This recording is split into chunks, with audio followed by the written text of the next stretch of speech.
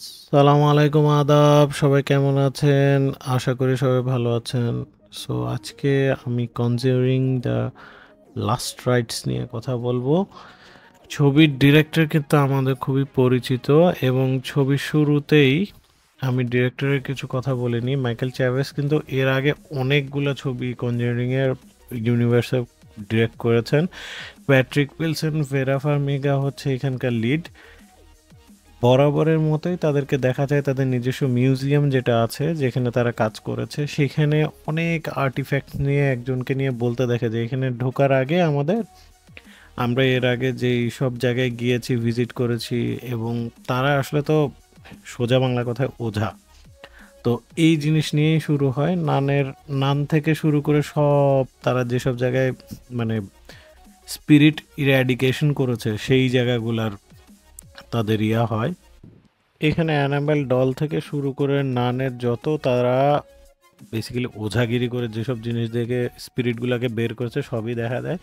কিন্তু মেইন মুখ্য বিষয় হচ্ছে তারা আবার একটা ফ্যামিলিকে বিভিন্ন কি বলবো স্পিরিটের আগ্রাসন থেকে রক্ষা করার জন্য আস্তে আস্তে যেতে থাকে এবং প্যাট্রিক উইলসন এবং ভেরা ফার্মিগা একটা যেখানে যায়, যেখানে এড অ্যান্ড লোরেন দম্পতি যেখানে বলি আর কি আমরা, সেই দম্পতি হিসেবে তারা আবার একটা ফ্যামিলির কাছে যায় এবং সেই ফ্যামিলির কাছে যেয়ে কিন্তু তারা আস্তে আস্তে রেকর্ডিং করে তার এই ইনস্ট্রুমেন্টসগুলো দিয়ে তাদের লাস্ট কেস যেটাকে এই মুভিতে বলছে সেই জিনিস নিয়েই তারা কাজ করতে যাচ্ছে আর কি।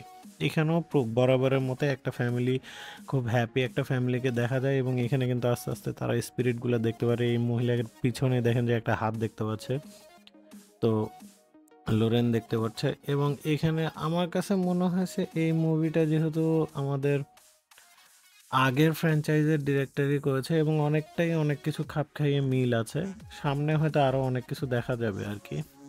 মানে আমার কাছে খুবই সিম্পল মনে হয়েছে। এখন জানি না ভিতরে অনেক কিছু মানে টাইট করা আছে আর কি, বোঝাও যাচ্ছে না কিভাবে করতেছে, কিন্তু থিমটা আমি যেটা অন্যান্য মুভির মতোই বুঝতে পেরেছি যে একটা রেকর্ডিং হয় মিডিয়াতে, তাদেরকে আসলে পপুলারিটির কারণে অনেকভাবে ইন্টারভিউ করা হয় এবং আস্তে আস্তে তাদেরকে এই লাস্ট কেস, এইটা কেন লাস্ট কেস তাদের হচ্ছে ইনভেস্টিগেশন করছে, কারণ এডকে বলা হয় যে এ পর্যন্ত তোমরা মিডিয়াতে জিজ্ঞেস করা হয় যে এ পর্যন্ত তোমরা কতগুলো কেস ইনভেস্টিগেট করছো, তত ওনারা বলে যে হচ্ছে আমরা 1000-এর মতো কেস ইনভেস্টিগেট করছি এবং এটা কেন তাদের লাস্ট কেস হয় এটাই হচ্ছে সবচেয়ে বড় হচ্ছে প্লাস পয়েন্ট আর কি। হ্যাঁ, তো আমার কাছে মনে হয়েছে যে it's a very tight and compact story.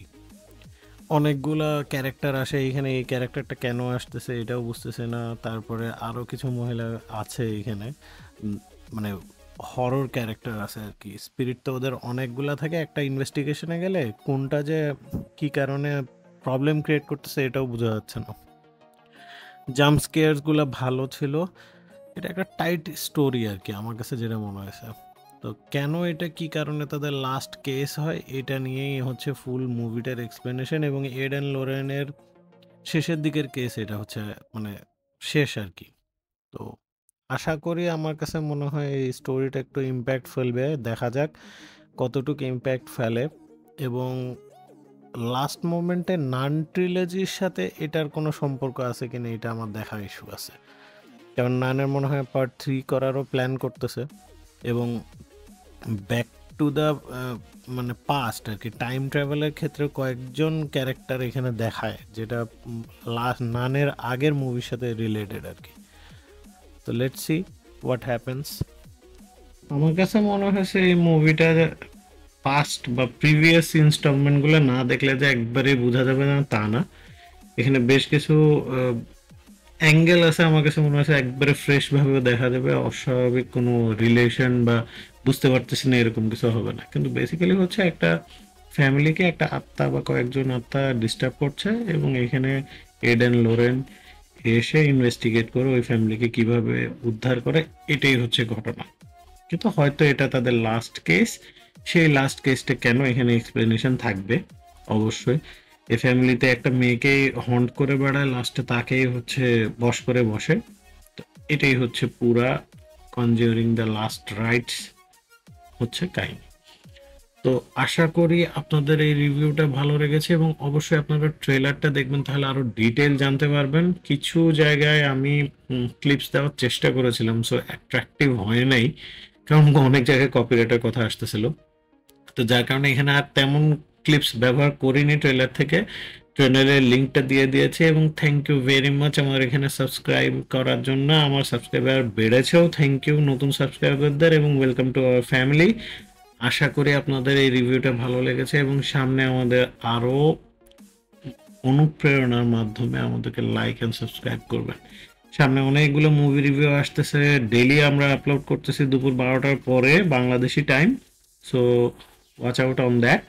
Thank you very much.